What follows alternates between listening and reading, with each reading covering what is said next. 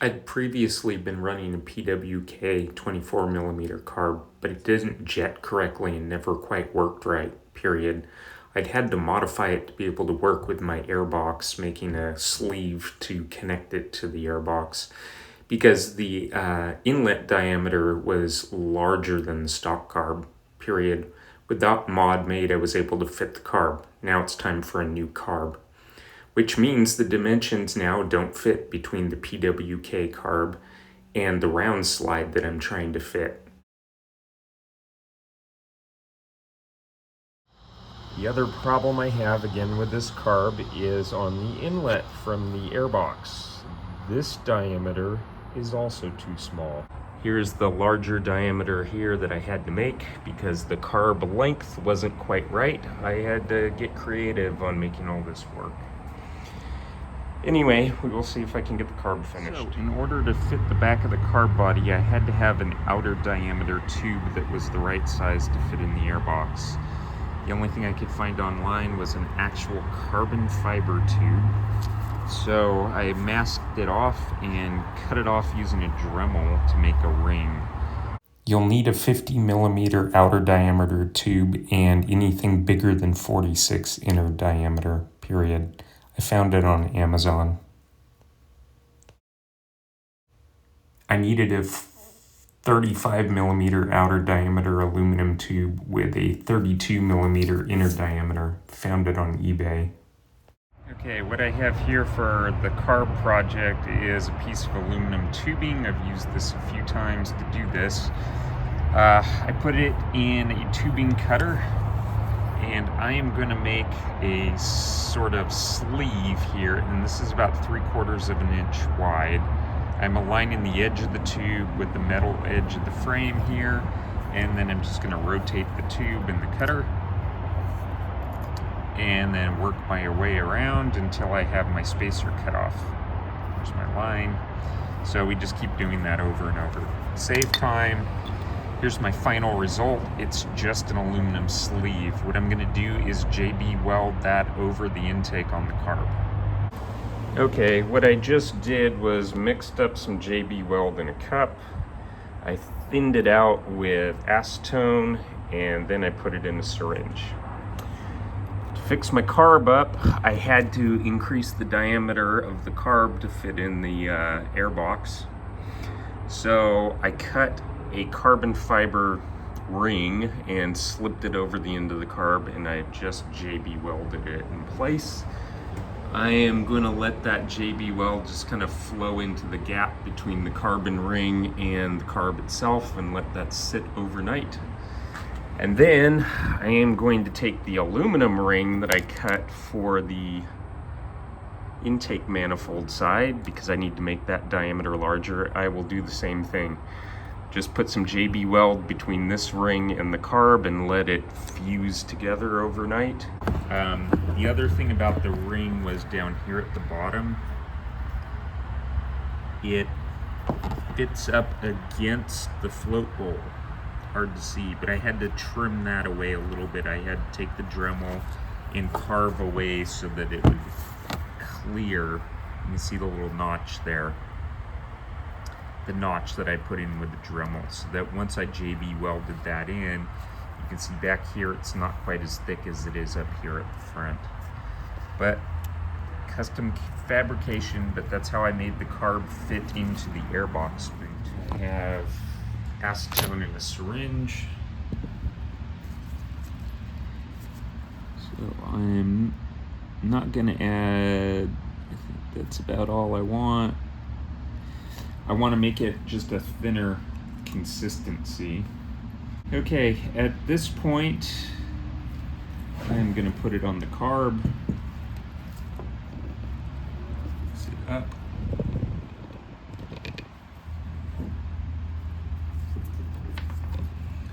So I have the JB weld, I have my aluminum, and I have my shims. The idea is the shims are going to help space the aluminum spacer out when I put it on. So let me kind of get prepped here and Get everything roughly where it needs to be before I put it together. Okay, JB Weld.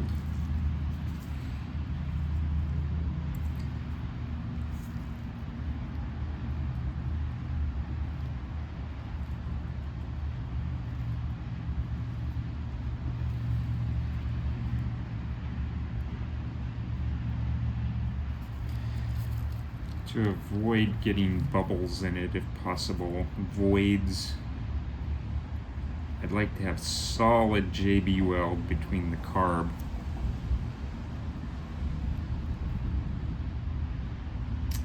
and the ring here.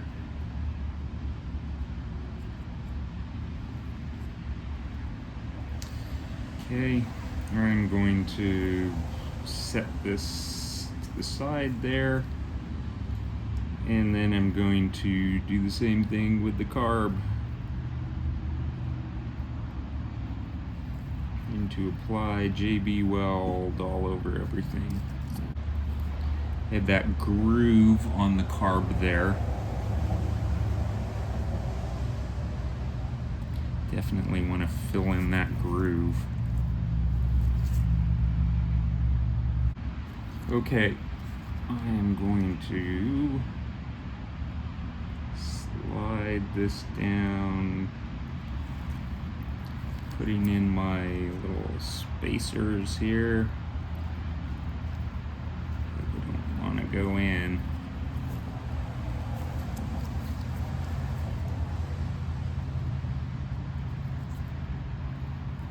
This one's gonna be tough. Again, all they're doing is setting the spacing between the tube and the side of the carb.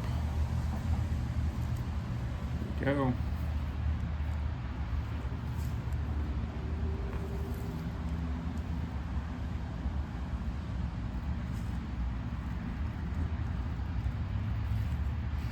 I'm going to do something else here.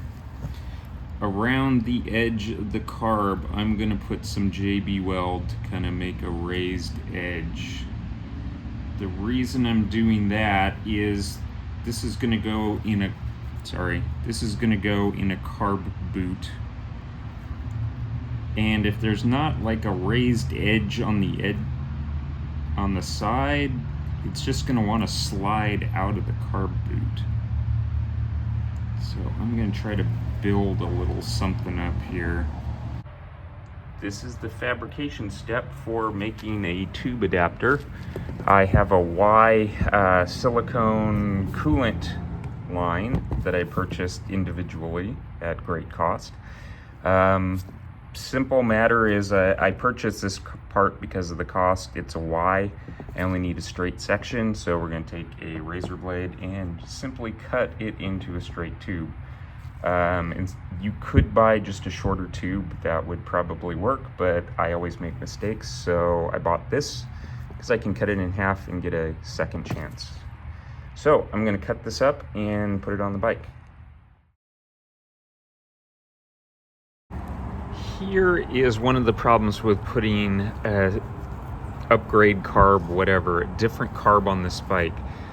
Here is the snorkel for the Airbox on the dirt bike, but the problem is there's too much space between the cylinder head and here for the carb. The carb ends up coming right up to the end of the snorkel, but it won't fit into the snorkel because it just doesn't work out right. So did a couple things. Number one, silicone tube. I got this Auto Parts.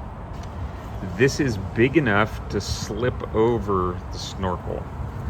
Perfectly sized, it's good, and it will take up the extra gap here. Number two is the aftermarket carb, the Venturi diameter is this big. It won't fit inside the Airbox snorkel. There's no way you can clamp it down and make it work, so you have to use the sleeve to use the alternate carb. Problem number two is that if I just put this on and then I put a hose clamp to tighten it down, because I have to hold my extension on, this will just collapse. It's rubber. When you tighten that hose clamp, it's just going to collapse. So the final thing I had to do was stick a piece of aluminum. I had to find one that was the right size, but I just shoved that in the end of the snorkel. Then when I clamp the hose clamp down, it won't collapse. Needing a 45 millimeter tube, I did an internet search. This is what I found. Reasonably priced, nicely sized, so I wouldn't have to cut it. I just inserted this into the intake duct and finished the job. Okay, I am just finishing getting the intake tightened up here. 2 bolts on it. Once this is done, I can put the carb back on. To give you an impression, there's my intake manifold. There's the carb body with the aluminum sleeve put on and the carbon fiber as well. And then I have my silicone tube to make the snorkel a little bit longer. But that's what it took to fit the carb. Previously, the snorkel's too short and the carb was too short. Couldn't make it fit, so that's why we had to do the little tube here. Everything's bolted up now. My little sleeve is taking up the gap, and I just need to put the carb top back on after reassembling the throttle tube. So I got to put that on next. Back together. And it does appear to run as long as you turn the fuel on. Let's give this a try.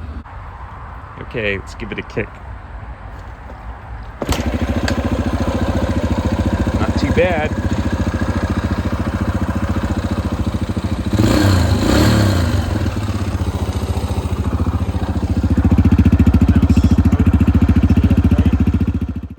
So I sent my neighbor out on the bike. He took it out in the field and rode around for about 30 minutes. The bike was running just fine when it popped loudly and stopped running. When he finally pushed it back, I quickly found there was no compression in the engine. Long story short, this engine had sucked an intake valve, and the engine was not going to be a simple fix. This was a very old Kayo motor. It had sucked an intake valve 4 different times in the past, so this wasn't a surprise. Even after being repaired the 4 other times, it's never worked correctly for more than 30 minutes. So I threw in the towel on this engine. I bought a Yamaha TTR125 motor from salvage and I swapped it into the bike. There's no difference to any of the intake dimensions between either motor.